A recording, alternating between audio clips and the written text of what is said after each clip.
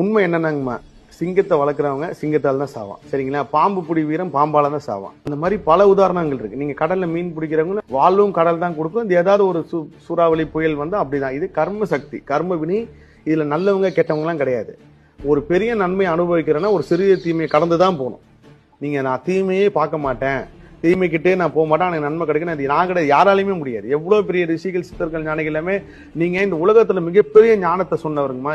சிவனுக்கு எப்படி சொல்றது, இன்னைக்கு வரைக்கும் சரி அவருடைய இடத்துக்கு யாராலையும் எந்த சித்தரும் பண்ண முடியல. திருமூலர்னு ஒரு சித்தர் எவ்வளவு பெரிய ஞானமானவர்.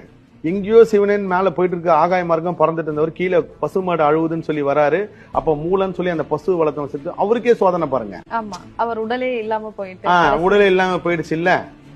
அதனாலதான் நீங்க ஒரு பெரிய நன்மையை உலகத்துக்கு சொல்ல வரீங்கன்னா ஒரு சிறிய தீமையை கடந்து தான் போனோம். நீங்க லைஃப்ல நல்லா பாருங்க, யார் உங்களுக்கு பிறந்ததுல ரொம்ப சந்தோஷத்தை கொடுக்குறாங்களோ அவங்க தான் உங்களுக்கு துக்கத்தையும் கொடுப்பாங்க. ஒரு அம்மா 10 மாசம் வந்து குழந்தைய ஆசாசியா பெத்துக்கிறாங்க. வளர்ந்து ஒரு 2 வயசு 3 வயசு அந்த குழந்தை திட்டும் போது, ஏன்டா என் வயிற்றுல வந்து பிறந்த உன்னை போய் பெத்தம்பாரு அப்படின்னு திட்டுறாங்களே. இது வந்து கோபம் கிடையாது, ஏதோ ஒரு வாதத்துல சொல்றதுதான்.